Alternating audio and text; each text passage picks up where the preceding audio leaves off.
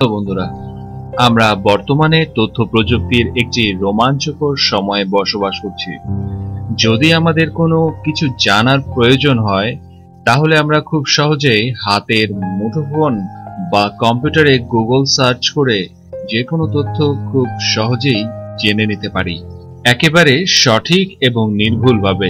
কিন্তু আমাদের পৃথিবীটা তো কালের বিবর্তনের মধ্য দিয়েই এই যুগে এসে পড়েছে। সেই সময় মানুষ এমন কিছু বিশ্বাস করত যা বর্তমান প্রযুক্তির যুগে একটি হাস্যকর বিষয়। সে সময় সমাজের উঁচু স্তরের মানুষেরা বিভিন্ন মন গড়া কথা সমাজে খুব সহজেই রটিয়ে দিত, আর সমাজের মানুষেরা সেই সকল মন গড়া কথা মনে প্রাণে বিশ্বাস করে আসতো শত শত বছর ধরে। কারণ তাদের হাতে তো আর গুগল, উইকিপিডিয়া বা ইন্টারনেট ছিল না, তাই এসব মন গড়া কথা তারা বিশ্বাস করতে বাধ্য হতো। ভিউয়ার্স, আপনাদের জন্য আজকের এপিসোডে দেখাতে চলেছি এমন কিছু মিথ্যা তথ্য বা মিথ্যা কথা যা ইতিহাসের বিভিন্ন সময় মানুষ সত্য বলেই বিশ্বাস করে আসছে। তো welcome to our YouTube channel. Viewers, আপনাদের কাছে একটি বিনীত অনুরোধ, ভিডিওটি অবশ্যই শেষ পর্যন্ত দেখবেন, আর ভিডিওটি ভালো লাগলে একটা লাইক দিয়ে দিবেন। ফেসবুক সহ অন্যান্য সোশ্যাল মিডিয়ায় শেয়ার করতে ভুলবেন না কিন্তু। তো চলুন শুরু করা যাক। Great wall of China. Great wall of China হলো পৃথিবীর সপ্তাশ্চর্যের মধ্যে একটি, যা দেখতে পৃথিবীর বিভিন্ন প্রান্ত থেকে পর্যটকরা ছুটে আসে। আর পর্যটকরা এই স্থানে ছুটে আসার কারণ হলো ইতিহাসে মানুষের তৈরি এটি অন্যতম একটি প্রতিরক্ষা প্রাচীর, যা কয়েকশত বছর পূর্বেই তৈরি করা হয়েছে। এই প্রতিরক্ষা প্রাচীরের দৈর্ঘ্য ২১,১৯৬ কিলোমিটার, আর এর প্রতিরক্ষা প্রাচীরকে কেন্দ্র করে পূর্বে রটনাও হয়েছে ইতিহাসের অন্যতম দুটি মিথ্যা কথা, যে স্পেস থেকে এই প্রতিরক্ষা প্রাচীরটি স্পষ্ট দেখা যেত।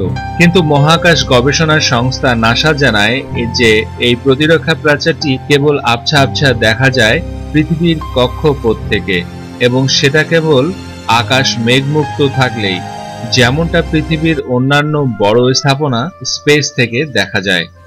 কিন্তু মানুষ পূর্বে ভাবত যে মহাশূন্য থেকেও এই প্রতিরক্ষা প্রাচীরটি একেবারেই স্পষ্ট দেখা যায়। ১৭৫৪ সালের দিকে কিছু মানুষ বিশ্বাস করত যে খালি চোখে চাঁদের সারফেস এরিয়া থেকে এই প্রতিরক্ষা প্রাচীরটিকে দেখতে পাওয়া যায়।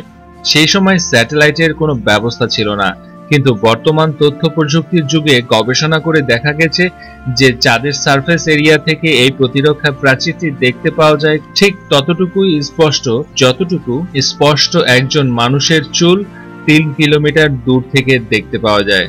তাই বন্ধুরা, যদি কেউ এই গ্রেট ওয়াল অফ চায়না দেখতে চান, তবে চাঁদে বা মহাশূন্যে না গিয়ে সরাসরি চীনেই চলে যান। Pyramid and স্লেবস।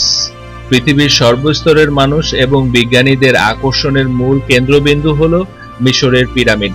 আমরা সবাই জানি মিশরের পিরামিড রহস্যময় একটি স্থাপনা, যা তৈরি করা হয়েছে ধারণা করা হয় ৫,০০০ বছর পূর্বে। বেশিরভাগ মানুষ মনে করত যে এই বিশাল বিশাল পিরামিডগুলো তৈরি করা হয়েছে কেবল কৃতদাসদের মাধ্যমে। এটা স্বাভাবিকভাবেই বুঝতে পারা যায় যে কেবল কৃতদাসদের মাধ্যমে পিরামিডগুলো নির্মাণ করতে হলে হাজার হাজার কৃতদাসদের রাত দিন ২৪ ঘন্টা একটানা কাজ করতে হতো, কোন রকম সাপ্তাহিক ছুটি ছাড়াই। ১৯ শতকের গবেষকরাই মনে করত এই বিশাল বিশাল পিরামিডগুলো কেবল সমাজের একটি গোষ্ঠী কৃতদাসদের মাধ্যমেই তৈরি করেছে। কিন্তু বর্তমান তথ্য প্রযুক্তির যুগে এটা প্রতিষ্ঠিত সত্য যে এই বিশাল বিশাল পিরামিডগুলো কেবল সমাজের একটি ক্ষুদ্র গোষ্ঠী কৃতদাসদের মাধ্যমে কোনোভাবেই তৈরি করা সম্ভব নয়। যদিও বা সম্ভব হতো, তাহলে সে সময় একদল মানুষদেরকে এই পিরামিড তৈরি করত এবং একদল মানুষকে পিরামিড তৈরি করার জন্য তাদেরকে খাবার সামগ্রী এবং অন্যান্য রসদ সাপ্লাই দিতে হতো, এবং অন্য একজনকে প্রতিরক্ষা ব্যবস্থা নানা খাতে বিভিন্নভাবে সমাজের মানুষদেরকে নিয়োজিত করতে হতো। এবং এটা কোনোভাবেই বিশ্বাসযোগ্য নয় যে এমন বড় আকারে পিরামিডগুলো তৈরি করেছে হাজার হাজার বছর পূর্বে কেবল ক্ষুদ্র একটি গোষ্ঠী কৃতদাসদের মাধ্যমে, যা ১৯ শতকের বিজ্ঞানীরা বিশ্বাস করত। এবং পিরামিডের এই পুরো বিষয়টি আজও একটি অমীমাংসিত রহস্যই রয়ে গিয়েছে। সুতরাং এই পিরামিড যে একটি নির্দিষ্ট জনগোষ্ঠীর দ্বারা তৈরি করা হয়েছে এটা আমরা কোনোভাবেই বলতে পারি না। দুধ খেলে হাড় শক্ত হয়। আমরা টিভিতে এরকম অনেক অ্যাড দেখতে পাই, যাতে আমাদেরকে এটা বলা হয় যে দুধ খেলে শরীরের হাড় শক্ত হয়। আর বারবার এই অ্যাড দেখতে দেখতে আমরা ধরেই নিয়েছি যে হাড় শক্ত হতে হলে দুধ খেতেই হবে। দুধ কোম্পানিগুলো আমাদেরকে পুরোপুরিভাবে বোকা বানাচ্ছে, সত্যিকারের অর্থে তা কিন্তু নয়। আমাদের শরীরে হাড়ের জন্য সবচেয়ে গুরুত্বপূর্ণ উপাদান হলো ক্যালসিয়াম। হ্যাঁ, এটা সত্যি যে দুধেও ক্যালসিয়াম রয়েছে, কিন্তু দুধ ছাড়াও এমন আরো অনেক জিনিস রয়েছে যাতে দুধের তুলনায় ক্যালসিয়াম বেশি পাওয়া সম্ভব। হার্ভার্ড ইউনিভার্সিটি এটি একটি রিসার্চ করে জানিয়েছে যেসব দেশের লোকজন দুধ পান করে না তাদের বোন ফ্র্যাকচার খুব কম হয়ে থাকে। ওইসব দেশের তুলনায় যারা দুধ পান করে তাদের কাছে দুধের আরো ভালো বিকল্প রয়েছে, যাতে করে তারা দুধের থেকেও বেশি ক্যালসিয়াম পেয়ে থাকে। আপনি যদি দুধ খেতে না পারেন তবে কোনো সমস্যা নেই। আপনি দুধের পরিবর্তে বাদাম, ডাল, ডিম, স্যালমন, ফিশ আরো অনেক কিছু রয়েছে যা আপনি দুধের পরিবর্তে খেতে পারেন, এবং এগুলোতে আরো তুলনামূলকভাবে বেশি ক্যালসিয়াম রয়েছে। তো আপনাদের মধ্যে যারা দুধ অপছন্দ করেন তারা চাইলে এই ভিডিওটি এভিডেন্স হিসেবে উপস্থাপন করতে পারেন। Mount Everest. মাউন্ট এভারেস্ট পৃথিবীর সবথেকে বড় পাহাড়। আমরা ছোট থেকে বড় হয়েছি এ কথা শুনতে শুনতে, এমনকি বই পুস্তকেও পড়েছি। কিন্তু আমি যদি বলি এ কথাটি সত্য নয়, তাহলে কি বিশ্বাস করবেন? বলবেন হয়তো আমি পাগল হয়ে গেছি। এটা সত্যি। আপনি সমুদ্রের উপর থেকে চিন্তা করেন তাহলে এভারেস্টটি পৃথিবীর সবথেকে উঁচু পাহাড়, কিন্তু আপনি যদি সমুদ্রের নিচ থেকে শুরু করেন, অর্থাৎ যেখান থেকে পর্বত শুরু হয়েছে সেটা হিসাব করেন, তাহলে হিসাবটা একটু অন্যরকম হয়ে যাবে। ইন জেনারেল পৃথিবীর সবথেকে বড় পর্বত মোনা কেয়া। এই পর্বতের উচ্চতা 13,796 ফিট, অর্থাৎ 4,205 মিটার। অর্থাৎ যেখান থেকে শুরু হয়েছে সেটা হিসাব করি তাহলে এটা পানির নিচে 19,700 ফিট, অর্থাৎ আনুমানিক 6,000 মিটার পর্যন্ত পানির নিচে রয়েছে।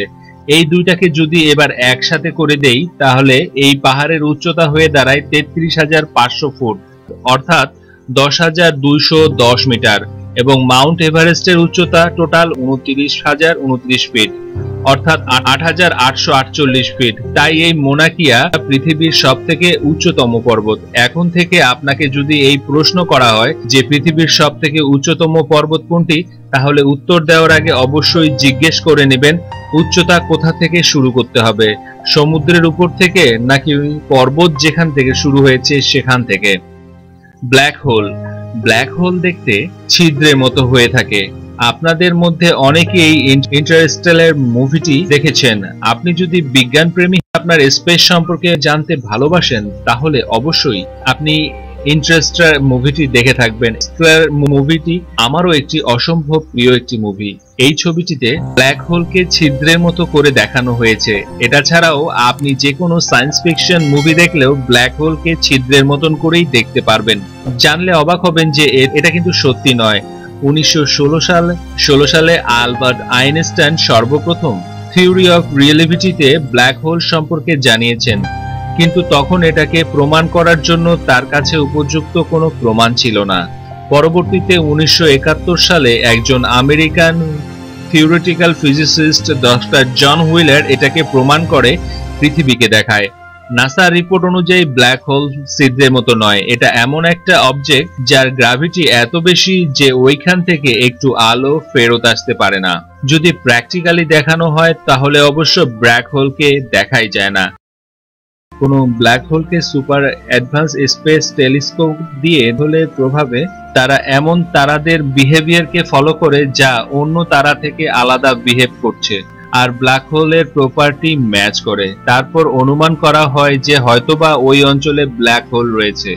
সূর্য হলুদ রঙের, সেটা আমরা সবাই জানি, কিন্তু আমি যদি বলি সূর্য হলুদ রঙের নয়, যেমনটি আজ পর্যন্ত আমরা জেনে এসেছি। সূর্যকে আমরা অনেক রং ধারণ করতে দেখেছি। সকালে কিংবা দুপুরে সূর্য হলুদ রঙের দেখা যায়।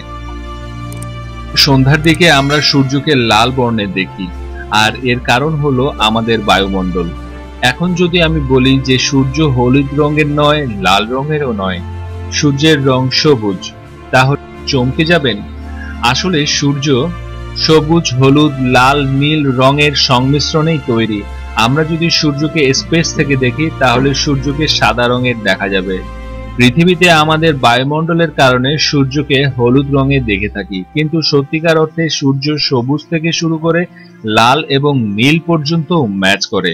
যেমন আমরা দেখতে পাচ্ছি যে সূর্য সব কালারকে ইভলিউট করে, কিন্তু আমি কেন বললাম যে সূর্য সবুজ রঙের?